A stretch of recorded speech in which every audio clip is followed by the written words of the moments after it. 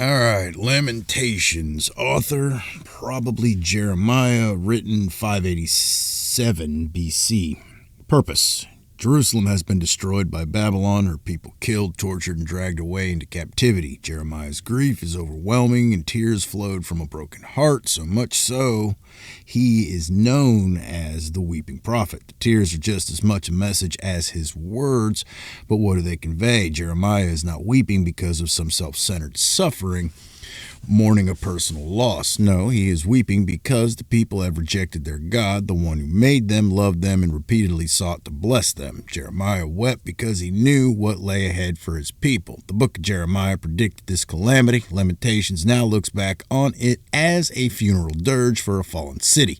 Selfishness and sinfulness had brought upon them much suffering. It always does. And as if to physically depict what it does, the nation was carried away into captivity and exile.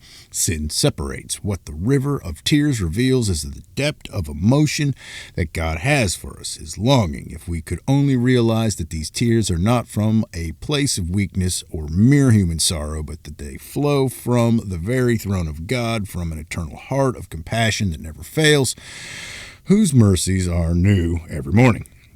We cry because we care. We cry because there is genuine pain. We cry because of an unmet longing. Tears show that the heart is engaged, so too with God, as much even in the most difficult circumstances of sorrow, grief, and suffering, hope still rises in the hearts of God's people. Because our God is engaged, his heart is moved, and he weeps for us. This present calamity was forewarned and might have been averted had the words of warning been heeded. As much judgment comes to set things right, discipline is but for a season. These tears reveal the longing for a better day and speak of God's intention. Jeremiah prays, "Restore us to you, O Lord, that we might be restored. Renew our days as of old." 5:21. Key verses. My eyes run down with streams of water because of the destruction of the daughter of my people. My eyes pour down unceasingly without stopping until the Lord looks down and sees from heaven. Lamentations 3:48-50. Therefore I have hope. The Lord's loving kindness indeed never cease, for his compassions never fail. They are new every morning. Great is your faithfulness. The Lord is my portion, says my soul. Therefore I have hope in him. The Lord is good to those who wait for him, to the person who seeks him. Lamentations 3:21-25. Key people: Jeremiah, people of Jerusalem. All right. Lamentations of Jeremiah. 1. The sorrows of Zion. How lonely sits the city that was full of people. She has become like a widow who was once great among the nations. She who was a princess among the provinces has become a forced laborer. She weeps bitterly in the night, and her tears are on her cheeks. She has none to comfort her among all her lovers. All her friends have dealt treacherously with her. They have become her enemies. Judah has gone into exile under affliction and under harsh servitude. She dwells among the nations, but she has found no rest. All her pursuers have overtaken her in the midst of distress. The roads of Zion are in mourning because no one comes to the appointed feasts. All her gates are desolate. Her priests are groaning. Her virgins are afflicted, and she herself is bitter.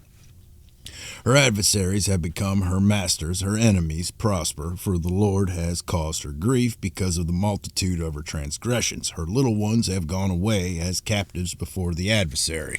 All her majesty has departed from the daughter of Zion. Her princes have become like deer. They have found no pasture, and they have fled without strength before the pursuer. In the days of her affliction and homelessness, Jerusalem remembers all her precious things that were from the days of old, when her people fell into the hand of the adversary and no one helped her. The adversaries saw her. They mocked at her ruin. Jerusalem sinned greatly. Therefore she has become an unclean thing.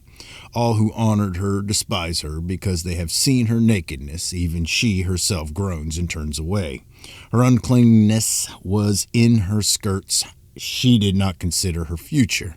Therefore she has fallen astonishingly. She has no comforter. See, O Lord, my affliction, for the enemy has magnified himself. The adversary has stretched out his hand over all her precious things, for she has seen the nations enter her sanctuary, the ones whom you commanded that they should not enter into your congregation. All her people groan, seeking bread. They have given their precious things for food to restore their lives themselves. See, O Lord, look, for I am despised. Is it nothing to all you who pass this way? Look and see if there is any pain like my pain, which was severely dealt out to me, which the Lord inflicted on the day of his fierce anger. From on high he sent fire into my bones, and it prevailed over them. He has spread a net for my feet. He has turned me back. He has made me desolate, faint all day long. The yoke of my transgressions is bound. By his hand they are knit together. They have come upon my neck. He has made my strength fail. The Lord has given me into the hands of those against whom I am not able to stand. The Lord has rejected all my strong men in my midst. He has called and appointed time against me to crush my young men. The Lord has trodden as in a winepress the virgin daughter of Judah. For these things I weep, my eyes run down with water, because far from me is a comforter, one who restores my soul. My children are desolate, because the enemy has prevailed. Zion stretches out her hands, there is no one to comfort her. The Lord has commanded concerning Jacob that the ones round about him should be his adversaries. Jerusalem has become an unclean thing among them. The Lord is righteous, for I have rebelled against his command. Hear now, all peoples, and behold my pain. My virgins and my young men have gone into captivity. I called to my lovers, but they deceived me. My priests and my elders perished in the city, while they sought food to restore their strength themselves.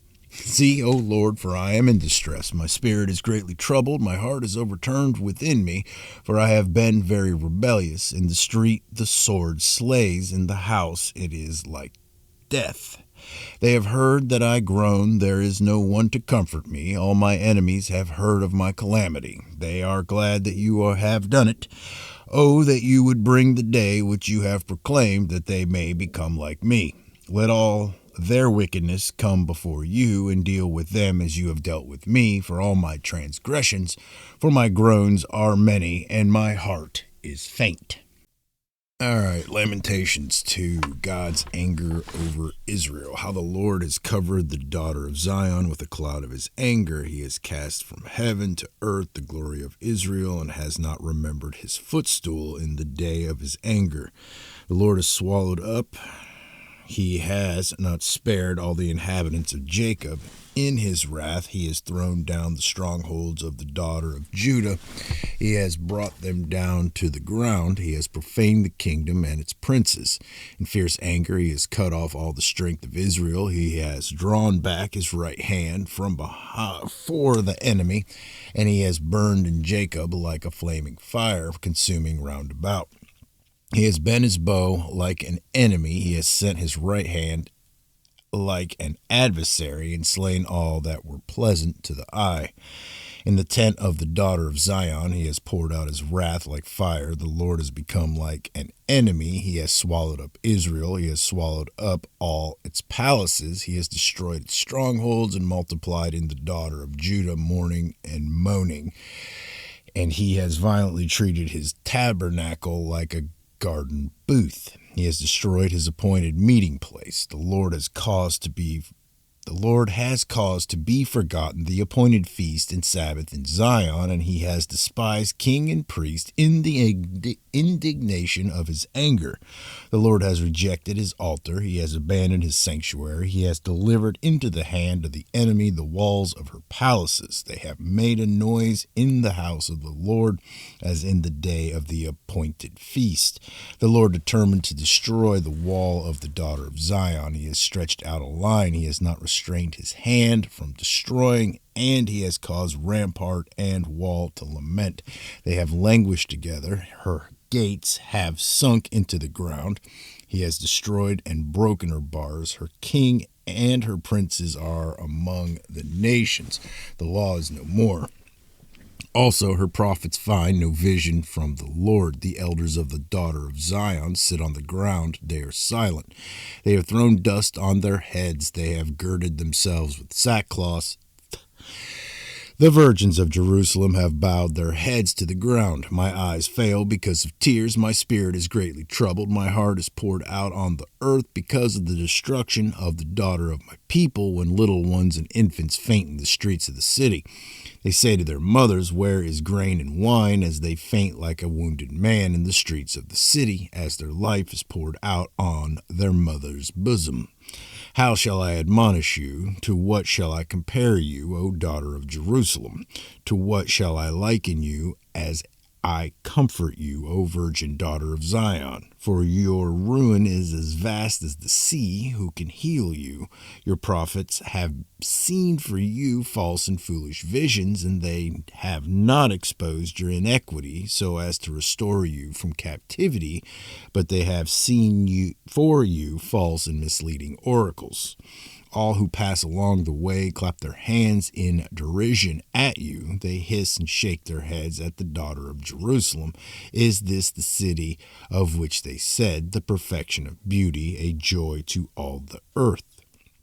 All your enemies have opened their mouths wide against you. They hiss and gnash their teeth. They say, "We have swallowed her up. Surely this is the day for which we waited." We have reached it. We have seen it. The Lord has done what he proposed. He has accomplished his word, which he commanded from days of old. He has thrown down without sparring, and he has caused the enemy to rejoice over you. He has exalted the might of your adversaries. Their heart cried out to the Lord, O wall of the daughter of Zion. Let your tears run down like a river day and night. Give yourself no relief. Let your eyes have no rest. Arise, cry aloud in the night at the beginning of the night watches. Pour out your heart like water before the presence of the Lord. Lift up your hands to him for the life of your little ones who are faint because of hunger at the head of every street. See, O Lord, and look, with whom have you dealt thus? Should women eat their offspring, the little ones who were born healthy? Should priest and prophet be slain in the sanctuary of the Lord? On the ground in the streets lie young and old. My virgins and my young men have fallen by the sword. You have slain them in the day of your anger. You have slaughtered, not sparing. You called as in the day of an appointed feast, my terrors on every side, and there was no one who escaped or survived in the day of the Lord's anger. Those whom I bore and reared, my enemy annihilated them.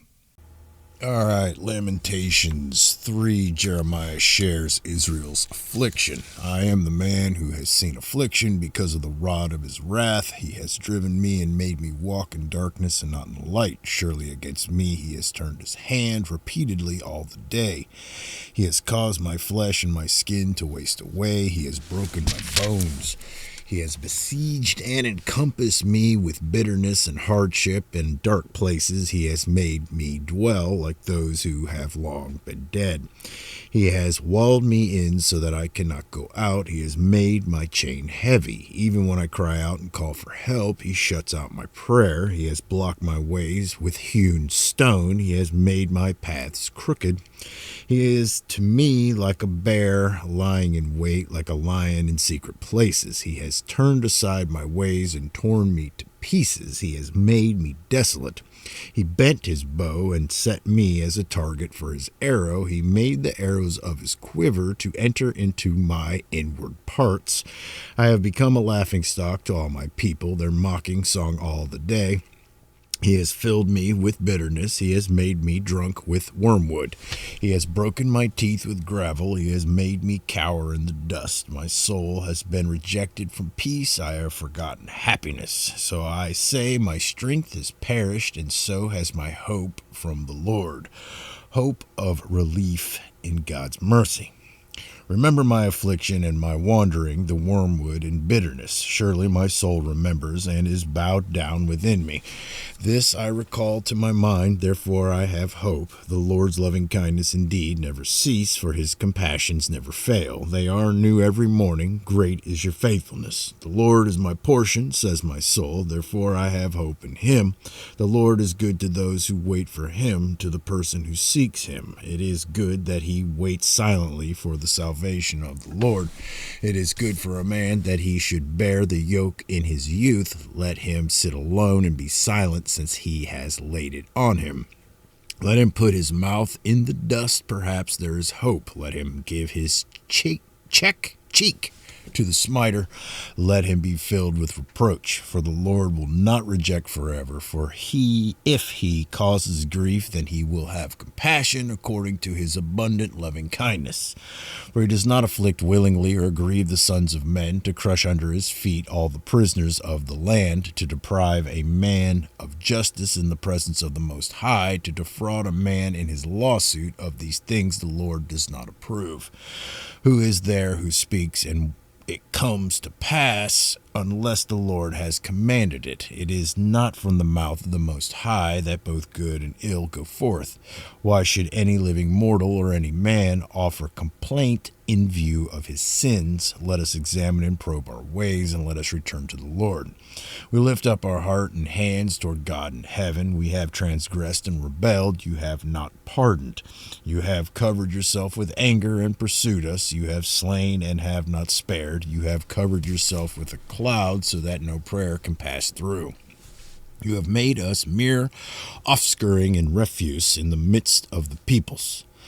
All of our enemies have opened their mouths against us. Panic and pitfall have befallen us, devastation and destruction. My eyes run down with streams of water because of the destruction of the daughter of my people. My eyes pour down unceasingly without stopping until the Lord looks down and sees from heaven. My eyes bring pain to my soul because of all the daughters of my city. My enemies without cause hunted me down like a bird. They have silenced me in the pit and have placed a stone on me. Waters flowed over my head. I said, I am cut off. I called on your name, O Lord, out of the lowest pit. You have heard my voice. Do not hide your ear from my prayer for relief, from my cry for help.